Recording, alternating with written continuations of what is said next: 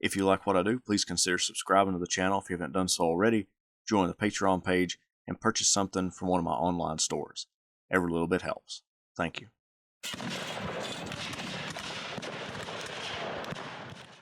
The majority of the fighting at the Second Battle of Deep Bottom occurred on August 16th. By that point, General-in-Chief Ulysses S. Grant and Army of the Potomac Commander George Meade pulled the 5th Corps under Gouverneur K. Warren out of their entrenchments and put them in reserve, letting the 18th Corps and the 9th Corps stretch themselves out to cover the Union entrenchments from the Appomattox River to the Jerusalem Plank Road. Grant and Meade hoped that with the 2nd Corps drawing Confederate troops from Petersburg, that Warren would have a great opportunity to slash at the Petersburg, also known as the Weldon Railroad.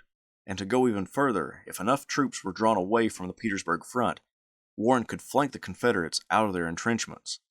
As Second Deep Bottom was being fought, intelligence reports came in to Grant and Meade that they had identified brigades from Hill's Corps which guarded Petersburg north of the James River, and it appeared that more were headed that way.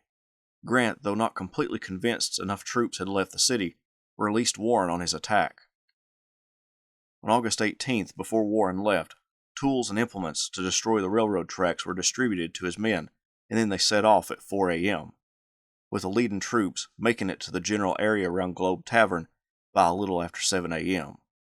Confederate cavalry guarded the railroad, but Warren's men pushed them out of the way and began dismantling the tracks.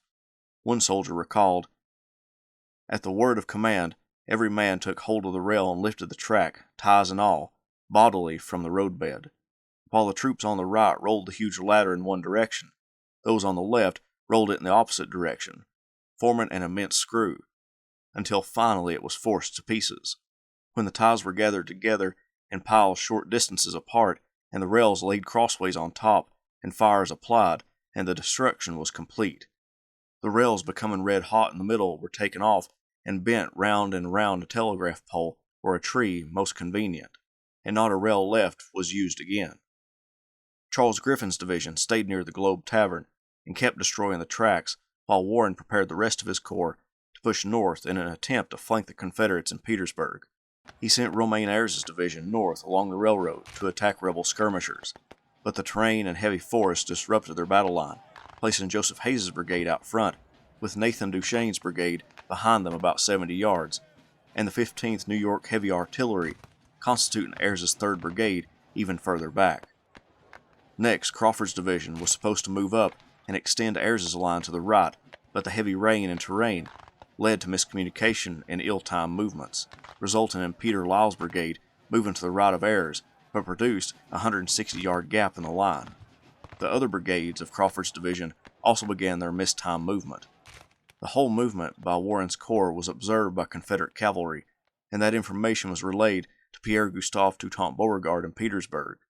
The Confederacy possessed a little over 3 divisions in Petersburg, with the rest north of the James River, dealing with Winfield Scott Hancock during the Second Battle of Deep Bottom. Not exactly knowing how large of a force it was, but knowing that it was significant enough to threaten the railroad, and too large of a threat for just cavalry to throw back, Beauregard dispatched Henry Heath with 2 brigades down the railroad to confront Warren. The rebels of Robert Mayo and Joseph Davis slammed into the blue troops, sending Hayes's men in a rout south, opening up a wide gap between Duchesne's Marylanders and Lyle's brigade to the east. The men from Maryland held off Davis's Mississippians and North Carolinians, but Mayo's troops began to hit them in the flank, using the widening gap between them and Crawford's division. The musketry became so hot that 7 color bearers from the 1st Maryland were shot down by the time Duchesne ordered a retreat from the field.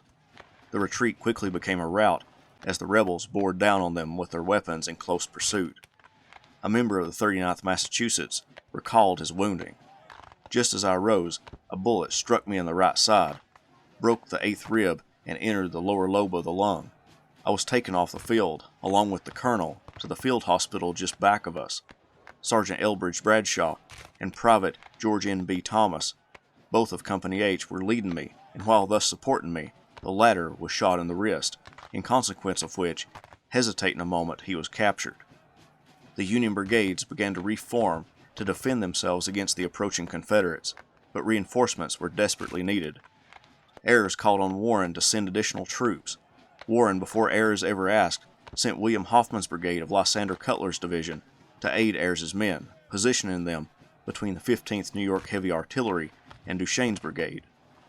When word got to Warren from Ayres asking for reinforcements, he sent Edward Bragg's brigade, which included what was left of the famed Iron Brigade, to the east side of the railroad, with Crawford's division extending the Union line to the east. Warren also dispatched James Gwynn's brigade to support Crawford. Before Warren marched his men to Globe Tavern, Meade informed him that the 5th Corps would have to fend for itself, being too far away from any immediate support, so Warren left the rest of Griffin's division where it was to guard the flank of his corps. Warren rode to the front to examine his lines. When he did, a rebel bullet hit his horse Whitey between the eyes, bringing down both horse and rider. Miraculously, both horse and rider survived. The bullet ricocheted off the horse's skull, and the animal was able to go right back to carrying Warren around the battlefield. It was about 2:30 p.m., and Heath's troops were now brought to a halt, but they performed admirably. Outnumbered 3-1, Heath's 2 brigades drove the Federals back 700 yards. At around 4 p.m., Warren was ready to make a push to regain the territory lost to Heath. Crawford's reinforced division outflanked Mayo's brigade and forced Davis's men back as well, establishing a solid defensive position. But Crawford's right flank was in the air, vulnerable to an attack. Ayres's men, although ordered to advance at the same time as Crawford, waited until nightfall to move out. On the Confederate side, Alfred Colquitt's brigade arrived near the end of the day, but did not engage other than sending out some skirmishers. The heavy attacks and Heath's report to Beauregard signaled to Robert E. Lee that he needed to move more troops toward Petersburg. Although Meade and Grant told Warren that the 5th Corps would have to go it alone at the Globe Tavern, they worked tirelessly to give him reinforcements. They took a division from Hancock across the James River, but knowing it would be useless because of the exhaustion by the time it got to Warren, they decided to use the 18th Corps Reserve to replace some 9th Corps troops that would be sent to Warren instead. If you like what I do, please consider subscribing to the channel if you haven't done so already, join the Patreon page, and purchase something from one of my online stores. Every little bit helps. Thank you. Confederate General Henry Heath pushed back Gouverneur K. Warren's 5th Corps north of the Globe Tavern on August 18th. Warren eventually pushed back Heath's attackers by the end of the day, but Heath caused significant damage. During the night and into August 19th, Warren's command made a few mistakes when they formed their battle line in preparation for more Confederate attacks.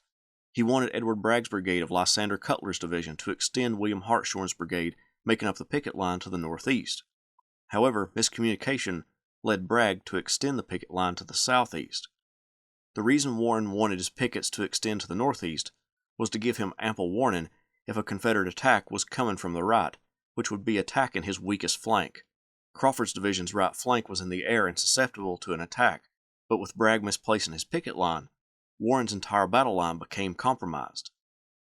Ulysses S. Grant and George Meade made efforts to reinforce Warren.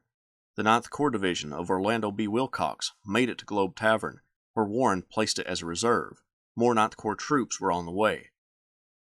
On the Confederate side, Pierre-Gustave Toutant Beauregard got word from Henry Heath that at least 3 Union divisions occupied Globe Tavern. Beauregard couldn't send too many troops away on an expedition to rid the Weldon Railroad of Union forces, because that could possibly open up the main Petersburg line to attack by the 18th Corps. Nevertheless, he sent 2 of Robert Hoke's brigades to William Mahone of A.P. Hill's corps to make an attack to drive Warren back. Mahone was a railroad man before the war and had surveyed some of the railroad going into Petersburg.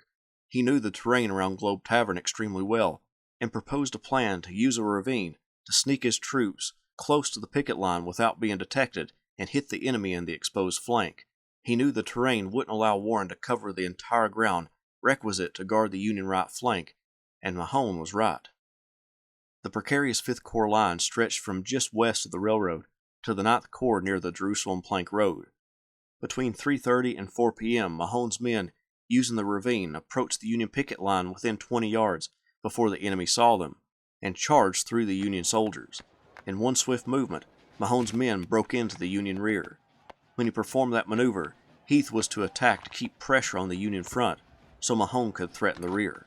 A member of the 24th Michigan forming that picket line remembered Mahone's attack. Every man then took care of himself, and there was a lively foot race amid shower after shower of bullets, as the men had no desire to visit Georgia and other southern prison pens. A volume might be written on the narrow and often laughable escapes of the men at this time. When Heath heard the heavy firing on his left, he knew Mahone's columns were moving in on the Union flank and rear, so he pushed his men forward, putting heavy pressure on the Union front. Part of Mahone's attackers exposed themselves in the fields outside of the Globe Tavern and came under a heavy artillery fire, which sent them back into the woods to avoid the destruction. The Union front line began to break down quickly as Mahone's men hit them directly in the flank. Union troops panicked from the sudden appearance of Confederates behind them, and they ran for their lives or surrendered. All was now confusion. Without leaders, the men were completely demoralized. In these dark and dismal woods, dismayed by the fire of our own guns, the men made but a short resistance. The enemy, quick to perceive that large captures would be made, rushed upon the troops and, finding them without formation, but with every man looking out for himself, captured them without much difficulty. Chaos reigned north of the Globe Tavern, with Mahone's men capturing huge amounts of Union soldiers. The problem became that the number of prisoners outgrew the amount of men guarding them, and the prisoners would take their captors prisoner. A North Carolinian remembered this was a regular wood scramble, it being impossible to preserve anything like a line of battle on account of the density of the woods. The result was that we captured a large number of prisoners and suffered considerable loss ourselves, some of our men being captured and recaptured several times. To deal with this breakdown of command, Warren dispatched 2 of Charles Griffin's brigades to reinforce Ayres's division west of the railroad. Then he moved Wilcox's brigades from a reserve position to attack Colquitt's men in the woods to the northeast of the tavern. John Hartramp's brigade was in front, with William Humphrey right behind.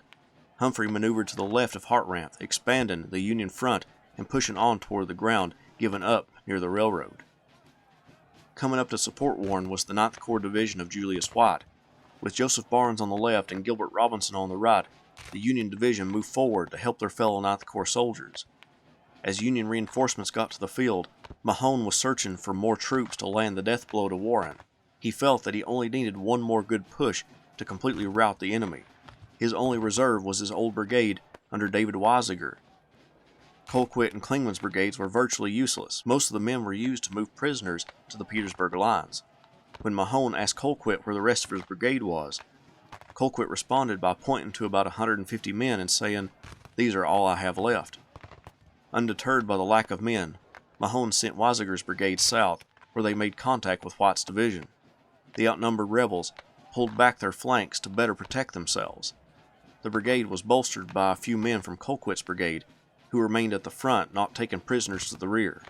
The deadly crossfire convinced Mahone to pull them back for fear of losing the whole brigade to White's division. During the withdrawal, White's men took numerous prisoners. One rebel, in a stroke of genius, hid his regimental flag in a haversack to prevent its capture. Near nightfall, Humphrey's brigade retook the works lost by Crawford and part of Ayres's men earlier that day. This allowed for part of Crawford's command to extend the Union line to the east, and for Gwynn's brigade to return to its former position guarding the railroad. Heath's division launched 3 light attacks against the entrenched Federals to fill out their position, but discovered the area teeming with enemy troops and withdrew.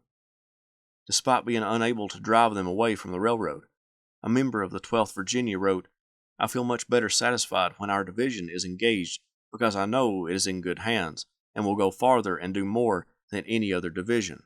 He added, "What our division can't do, can't be done." There's a lot of truth to that statement. So far during the Siege of Petersburg, Mahone's division proved time and again that it was a force to be reckoned with. They drove away the 2nd and 6th Corps to the Jerusalem Plank Road, and they nearly captured an entire division at the Battle of Globe Tavern thus far. Mahone was gaining a great reputation as a versatile and effective commander.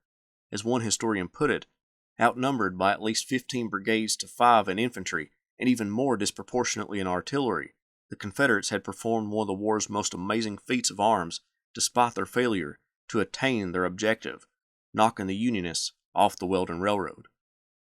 When Warren reported to the Army Commander George Meade about the battle, he mentioned that a large number of his force was taken prisoner, but didn't mention the exact numbers. 3,000 casualties with 2,700 being captured had dealt a significant blow to Warren. However, his lack of reporting this to Meade convinced the Army Commander that he wouldn't need to send additional reinforcements. Warren's men would remain on the battlefield around Globe Tavern, awaiting another Confederate attack or an order from Warren to move out. That night, upon cornstalk beds, the men got such sleep as the care of watching and the dripping rain allowed. During the night, all was still except the groans and cries of the Confederate wounded in the dark forest, who had to wait until daylight before they could be moved. If you like what I do, please consider subscribing to the channel if you haven't done so already, join the Patreon page, and purchase something from one of my online stores. Every little bit helps. Thank you.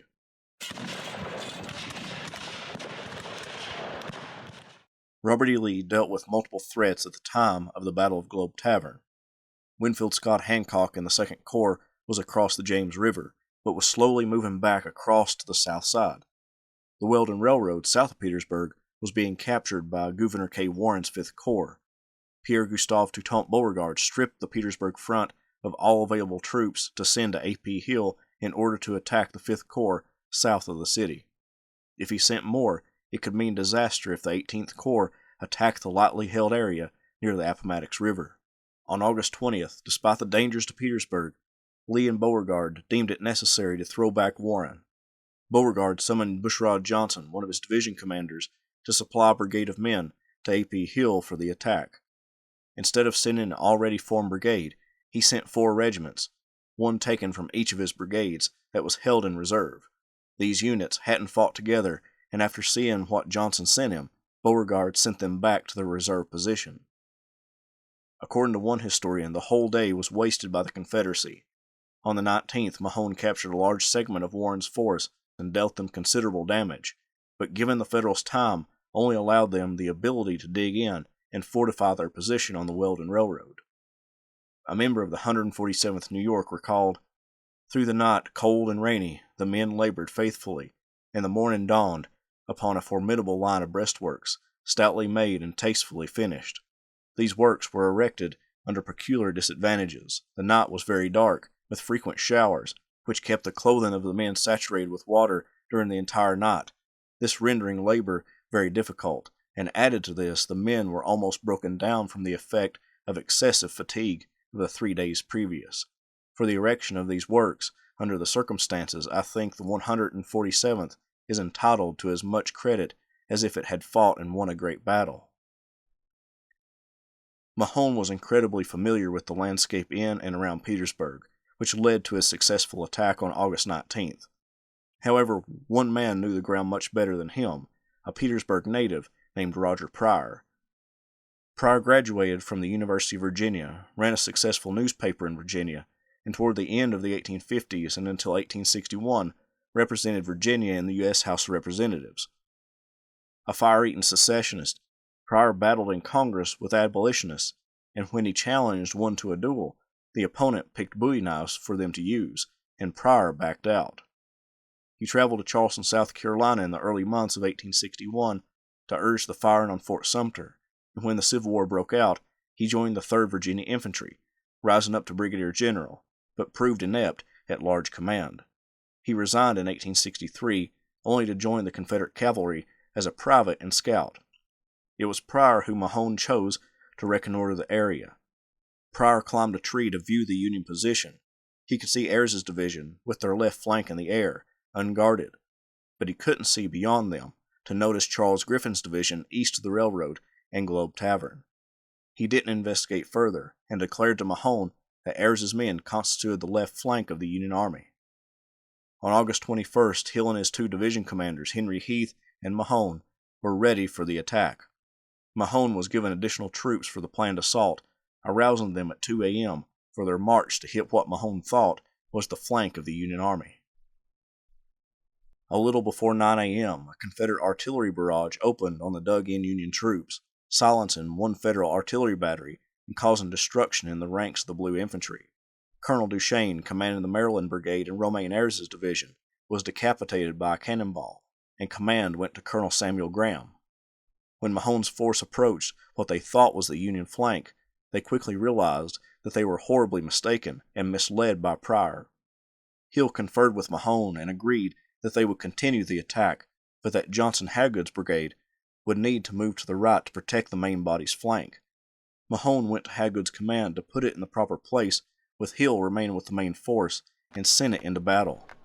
The Union defenders were prepared for the attack behind their breastworks. However, the rain drenched the ammunition of the blue soldiers.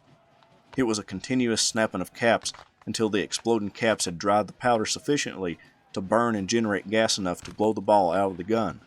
The enemy continued to advance, and it began to look like a bayonet fight for a finish. Finally, the charges began to explode and eject the ball. The delayed volleys made it more deadly for the Confederates because they were able to get within 50 yards of the Federals before mass projectiles ripped into their ranks. Brigadier General John C. Sanders was hit in both thighs by Federal bullets, severing the femoral artery. Without falling, his men rushed to him, and he said, "Take me back." Some of his comrades carried him a short distance to the rear, where they laid him down, and he died. Some of Hill's men made it further than others, but all were pushed back. But the threat to the Union line wasn't over. Henry Heath's division followed Hill's attack with one of their own, driving in the pickets toward the main Union line. Suddenly, a number of men fell flat on their faces, and we thought that they had been hit by the enemy's fire. To our surprise, they hurriedly scrambled to their feet again and continued toward us.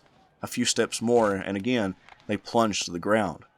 It dawned upon us then what was the cause of their strange behavior.